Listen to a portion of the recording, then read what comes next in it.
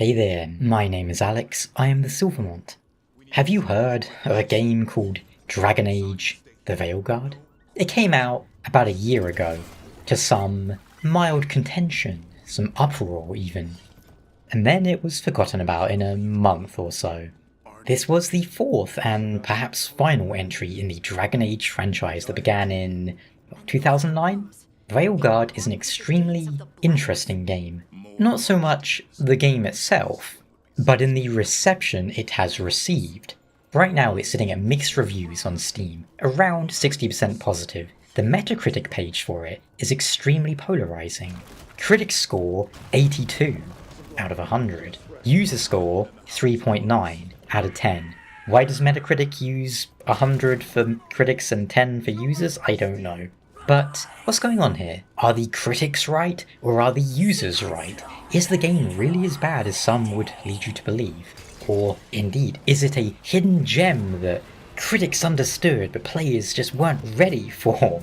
Critic versus user divide is something that fascinates me. So, I played the game to investigate for myself, and that is what this video is about. I was quite a big fan of the original Dragon Age Origins and its expansion pack, which I think was called Awakening? Something like that? I don't know. I played through the game 3 or 4 times. Dragon Age 2 at launch looked like such a quick cash grab with extremely low quality assets, like a rushed production. I just skipped it. Years later, many years later, I did try playing it. I didn't get very far, maybe like 10 hours. Dragon Age Inquisition I've played through 1.5 times. I played through half of it on PS4, and then I got bored, and then a few years later I went back on PC and I did the whole thing and all the DLC. And now, Veilguard. And this is just to briefly touch on my history with the franchise and where I'm approaching from. I'm not like a Dragon Age super fan, but I'm vaguely familiar with most of it. So what do I think about Veilguard? We'll get to that in a moment. First up, let's look at what the critics and the users are saying real quick. 77 critics, average score of 82. There is a bizarre trend of many critics giving this game a perfect score and using very similar language to one another despite being completely different publications. They're citing it as a return to form or a triumphant return for BioWare. And if you've been following Veilguard when it released, you'll probably remember there was a bit of a controversy over all that. Well, this is BioWare, a studio that's notoriously gone from delivering us the near universally loved Mass Effect 1 and 2 and Dragon Age Origins of the last generation. Actually, that was like 2 generations ago, wasn't it? And even before that, in the 2000s, we had things like KOTOR. Then in the 2010s, well, a bunch of flops. Like Anthem, Mass Effect, Andromeda, both of which I've played. So Veilguard was being kind of touted as, remember the game you liked playing when you were younger? It was really good? Well, we're back to that kind of stuff. Back to a return to form. Yeah. What I find odd about the snapshot of critic reviews is that most of them are praising entirely the wrong aspects of the game, and honestly, a lot of them feel like they didn't actually play it, or play more for maybe an hour or 2. Now that's just supposition, but it's based on the really generic, non-specific praise, like, story good, characters good, and stuff. You know, they don't really have any specific examples of what they enjoyed or liked about it. It's a lot of just, the characters are really good, the story is very exciting, the dragon is very aged. Well, story and characters, we'll get to that. First, let's look at what the users are saying, too. Bizarrely enough, the most common criticism of Veilguard from users is what critics are praising. The writing, story, characters. Many users are also complaining that the game is woke. That is to say, performative righteousness. From my best understanding of the matter, a video game being criticized as woke would be, for example, having a gay character who is there solely because they are gay. It's not so much that they are a character, they are just a gay. That is like their whole character, their whole reason for being, their personality. No other defining features. Kind of like the Plinkett test, you might say. But this argument has been levelled against things like, World of Warcraft, for example, which introduced 1 or maybe even 2 or 3 transgender characters who will effectively, you'll go up to them for the first time, you will speak to them, and they'll be like, hey, I'm transgender. Probably isn't what people do in real life, but I don't know. But it came off as forced. It's like the writers really wanted to be like, hey, look, we're being very socially conscious and progressive. Here's a transgender character. And you're like, all right, tell me about this transgender character. And they're like, they're transgender. Okay. You got anything else for me? No? Well? And some people find this irritating. Of course, there are other players who are just completely opposed to the idea of, a gay character, a transgender character, or whatever, existing at all. Regardless of where you stand on the matter, that is a common criticism levelled against this game. So that's roughly what users and critics are saying. Users say the story and characters are dumb, and critics say it's amazing. Who is right? Because they can't both be right. Is this an 8 out of 10 game? Is it a 3 out of 10 game? The truth, according to yours truly, is neither.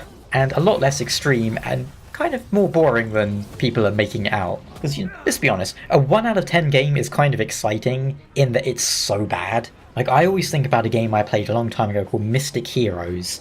And whenever I'm thinking about a really bad game, that one always just springs to mind, just because I remember it was so tedious. Another game, funnily enough, and this one might be a little bit controversial perhaps, is Eternal Ring. Yes, Eternal Ring, made by the same studio that made Elden Ring, a game I love. But Eternal Ring, I will just forever have memories of waddling around and weirdly stroking a turtle. Now the game said it was attacking, but you can't tell me the animation was not stroking. I'd post a clip, but I don't have any gameplay footage of Eternal Ring, but you can easily go and look that up and see what I mean. Anyway, aside from my wild tangents, yes, a 1 out of 10 game is exciting and a 10 out of 10 game is exciting. Dragonage Veilguard is neither. Veilguard is maybe a 6 or maybe a 7 out of 10. It's in that kind of area. This is using the full scale of 1 to 10 by, the more objective measure. Not the thing that game journalists use where 6 out of 10 is unplayable, 10 is the best game ever, 1 to 5, they don't know how to use those numbers. No, 1 out of 10 is unplayable, 10 out of 10 is Red Dead Redemption 2. But Dragonage Veilguard, well, it does have a lot to praise. And I'm going to start with the performance. In an age, no pun intended, where most video games seem to be so atrociously optimized that people are getting used to this and accepting it, something I find utterly insane, I'll point out, Dragonage Veilguard is a very well optimized game. It scales. You can run it on a 1060. I was running it on a 4070 Ti. No, I don't think I noticed a single performance issue in my 60 hours. No crashes. No glitches, no errors, no bugs, whatever, it runs extremely well. Now, it is a fairly big game, around 90 gigabytes, but I won't knock any points for that because many other games are like twice that size for no discernible reason. Earlier this year we had Monster Hunter Wilds, which was like, yeah, if you want to play on medium graphics at 60 FPS, turn on frame gen and upscaling, and no, that's not how frame generation works. Frame generation isn't some magical thing that takes you from 20 FPS to 60 FPS. The more frames you have to work with, the better frame generation works. If you turn it on when you're at 60 or 90 or 100 FPS, then you use frame generation. You don't use it when you're at 30 FPS to try and get to 60, because there's not enough visual information and data there to work like that. But Capcom were like, nah, it's fine. And Monster Hunter Wilds still performs like garbage, no matter your machine. Doesn't matter if you can brute force it to above 60 or 100 FPS, that doesn't change the fact that the optimization is non-existent. The frame rate fluctuating that wildly in a game that doesn't warrant it because a lot of the time nothing's really happening. That's unacceptable. So, Dragonage Veilguard not shifting from 60 FPS in 60 hours is impressive, even if that should be the standard. Incidentally, I probably could have had it running higher, but I lock pretty much every game I'm ever going to record footage at 60. I don't really need to, but I do. And higher frame rates for a game like this, not really necessary at all. But anyway, the performance, the optimization, top notch, full marks. How did they achieve this? Well, to some extent it probably helps that it's not like a super open world and they don't really have like a dynamic time of day. They were smart in a lot of the ways they developed stuff like that. Because, do you need these things if they don't add to the gameplay? As I said in my Monster Hunter Wilds review, do we need like dynamic time of day? Do we need this dynamic weather stuff that doesn't add anything to the game? Oh, yes we do, said many people in the comments. It completely changes the fight when a big fart storm rolls up. Does it really? If you ask me, it doesn't, and I would much rather play in Monster Hunter World or Rise than Wilds. Gameplay is always the priority in a video game. If you're putting something in that's going to screw with the gameplay performance for visual stuff, don't do it. Only put it in if it doesn't affect the frame rate, because the frame rate is super important in Monster Hunter. But maybe you're thinking, oh my god, you've been talking about the frame rate for 2 hours. I don't care about that. I played Dragon's Dogma on the 360 at like 360p resolution, 25 FPS. I played through Blighttown at 5 FPS. I played World of Warcraft Shattrath City at frames per minute. So, what about the rest of it? Tell me about the game. Well, Veilguard is accessible. This is both a good and not so good thing, depending on who you ask. It's a very easy game to pick up and start playing without being overwhelmed by systems and stats. Pretty much, you start the game, you pick your class, and you can start bonking people. You don't need to worry about statistics. I would argue this isn't a problem any Dragon Age has ever had. Even Origins was very accessible. Combat in Veilguard is light on the RPG, heavy on the action. It's simple, it can be flashy, every character class has 2 weapons. I chose the fighter, who has a sword and shield, and then a 2-handed weapon. You can throw the shield as a ranged option. And that's pretty much how it is for every class. You have 2 options and then like a ranged button. You can swap between your 2 weapons mostly instantly, and it can be done whenever. The skill tree branches out in directions that allow you to build your character to your liking, moving towards kind of like hero classes or specializations at around like level 20-ish. And this allows you to build your character to your liking, paired with the items in the world that support this. For example, I made a burning build that was also very tanky using the sword and shield. I could have also made a 2-handed necrotic focused warrior and so on. There's not a whole lot of depth here, and the combat, well, I mean, it's serviceable. It's pretty easy, with very generous parry timings, but you can customize the difficulty however you like, tweaking individual aspects of it, that's nice. I like that idea. If you're going to have difficulty options, instead of it just being like, oh, easy, medium, hard, or whatever, letting you do it on a more kind of granular level, if that even makes sense, is a good idea. Now, personally, I don't like difficulty settings in games. I would rather the game is just balanced around one experience, the same kind of way Elden Ring does it, but that's just my opinion. And that's why I almost always play games on the medium, the standard difficulty, because that's usually the one that the developers balance around. And then easy is just, give the enemies half damage, and hard is give them double damage. I don't think a game being easy is a bad thing, either. I was able to beat a dragon that was, 15 levels higher than me. It was actually the game's optional super boss, like the highest level boss in the game, I realised later, and well, Veilguard doesn't do the RPG thing of enemy is higher level so you can't hurt it, bozo, which I appreciate that a lot. Something I love about Dark Souls, for example. Being level 1 doesn't mean you can't hurt a level 80 enemy, it just means that enemy will crumple you in probably one hit, and you won't have a great amount of damage. You have to work around the limitations of your level because you can't use certain gear. Veilguard's system kind of works like that, but it doesn't play anything like a Souls game, I'll point out. Combat is fairly floaty and generic, but it worked for me. It was serviceable.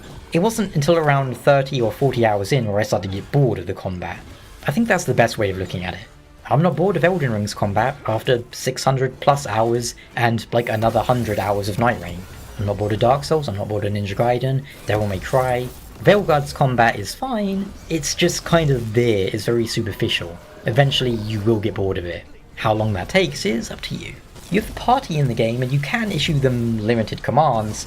I basically never do it because I don't really need it. Maybe on higher difficulties it becomes more important, but at least on standard, party members just kind of there. They don't die, they don't really have stats or upgrades. You can get them new gear very infrequently, and you can pretend that the number going up from 10 to 20 means something, but ultimately, no. They're just there to talk and give you the kind of illusion that it's party-based combat. So, performance, great. Combat, decent. What's next? The areas in the game are varied and the cities are nice looking. In general, the game has a lot of nice looking areas that are visually impressive, sometimes exciting on the art style side of things like crown vistas. But that leads nicely into the not so nice elements of the game. On the subject of areas, there's a very baffling decision early in the game where, spoilers, you basically need to pick one of 2 hub areas to get nuked. This is immediately after one of them is introduced, more or less. Choosing this means you lose out on some content.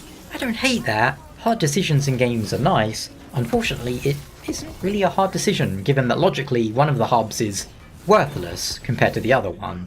Tactically, it's not a hard choice. Morally, it's a different matter.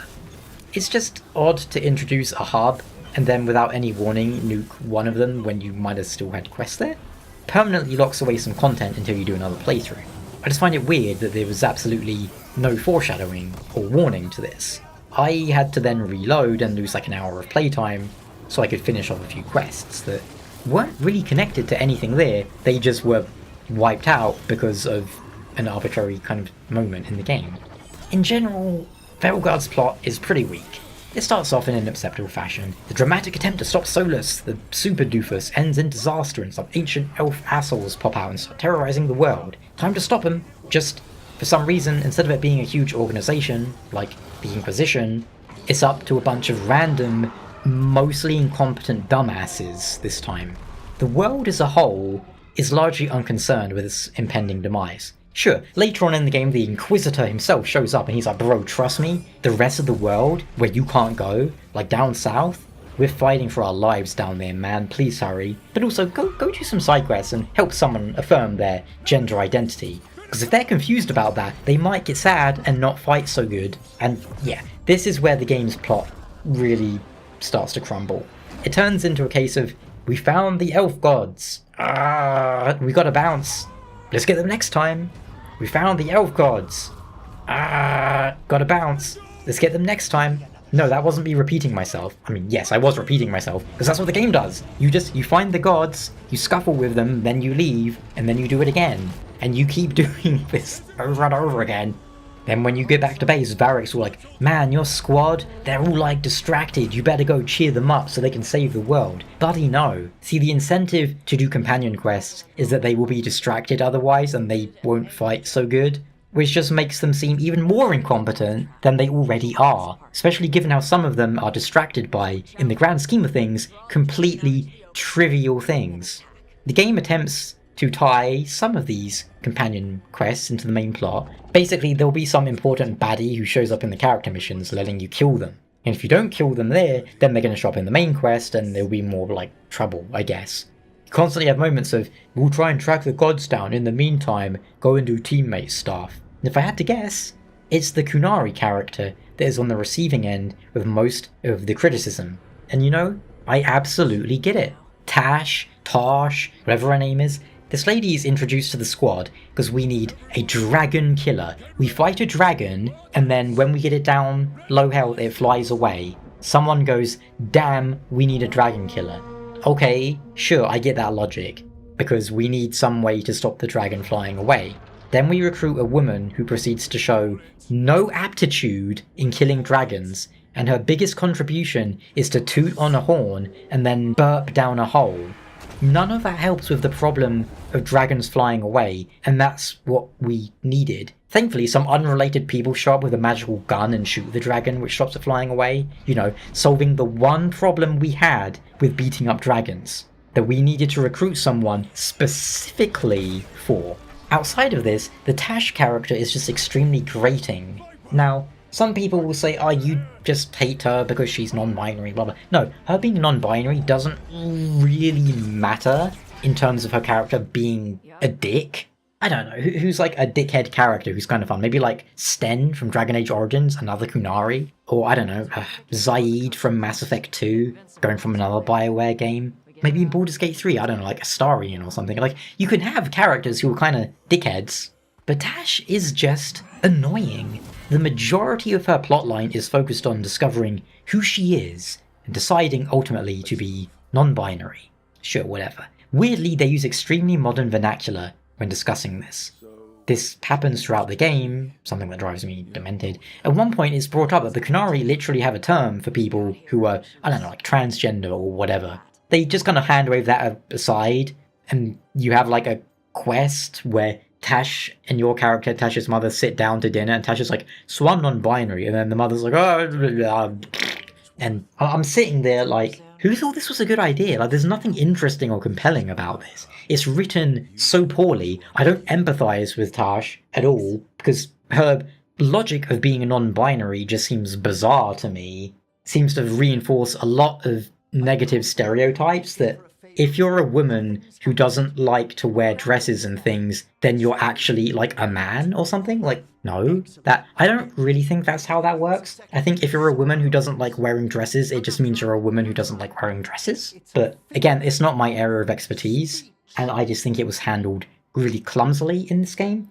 and not in a way that makes you in any manner sympathetic or empathetic towards Taj, because they're an asshole. A character having a crisis of self-identity, not knowing who they are, that sort of stuff. You can write that in a way that is compelling and gives you empathy for them. The problem with Tash is that after their whole pronoun stuff becomes a big issue, she then proceeds to call another party member Death Mage. He tells her, in a frustrated tone, to refer to him by his name, and then she refuses and says, "But you are a Death Mage." The lack of self-awareness here is frankly astonishing, and I think my jaw actually dropped at that scene for how dumb it was. Tash is thankfully the only companion who is that annoying. The others are just fairly standard for the most part.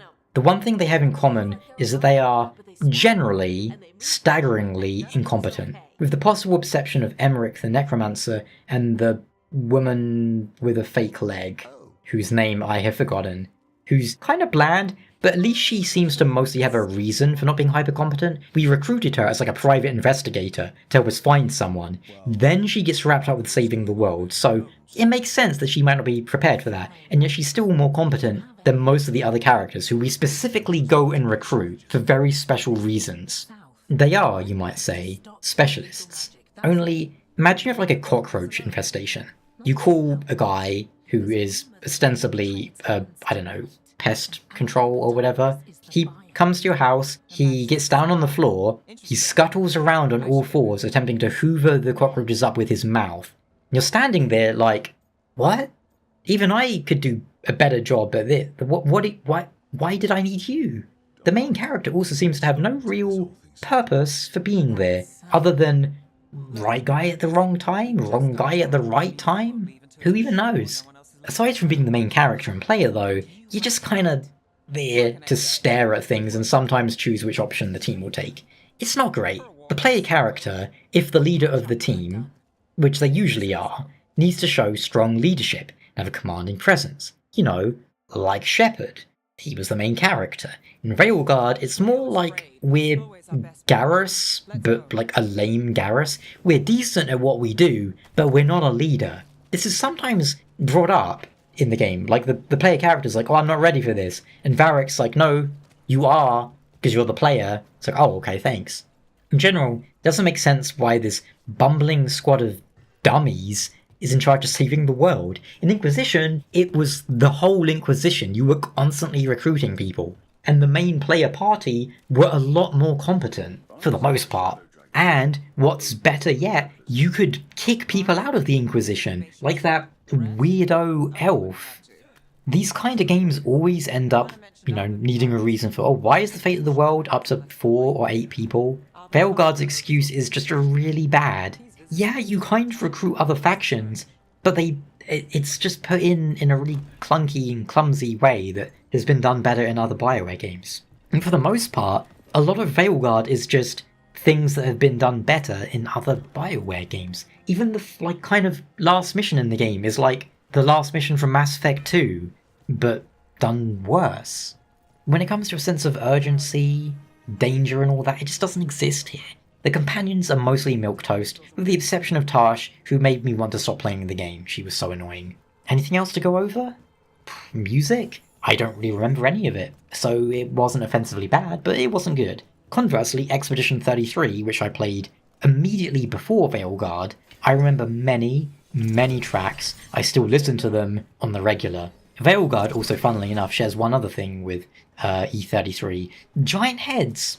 More so in Veilguard, maybe, than in E33, but for some reason, everyone in Veilguard has giant bobbleheads, which I find very distracting. The art style in general for humans is quite unnerving. It's like a pseudo DreamWorks or like Disney, like stylized animated movie thing, and I don't like it. I don't think it fits with what Dragon Age should be. Everyone looks like they're made of Play-Doh. Dragon Age art styles have always been really inconsistent. Origins was dark and gritty and realistic, and that's probably how it should have stayed. It wasn't like super stylized, but it was recognizable. Dragon Age 2 was hyper stylized and cartoony, and I hated how it looked. Inquisition was a bit more kind of realistic, like Origins, but not quite there. And Veilguard is like 2 again, but it's like if 2 was actually developed in more than a week. It's like they took the art style from 2, where they had 5 minutes to make the game, and they actually polished it. But I still don't really like that kind of cartoony style. In short, this game is serviceable. The combat's okay, the story's okay, graphics are good, performance is outstanding. Clearly a lot of effort went into aspects of this game, and it has quite a lot of content in. It's like a complete package, which is nice. It isn't fair to call it a 1 out of 10. Where it's let down ultimately is in the writing. Depending on your personal preference and how much the characters appeal to you, that'll be a big part of how much you enjoy the game. I found around the 40-hour mark, it just started to become formulaic and tedious and repetitive. But at the end of the day, I got 60 hours at the moment, and it's a 6 out of 10 game. Thank you so much for watching. I need a drink, so I'll catch you later. Goodbye.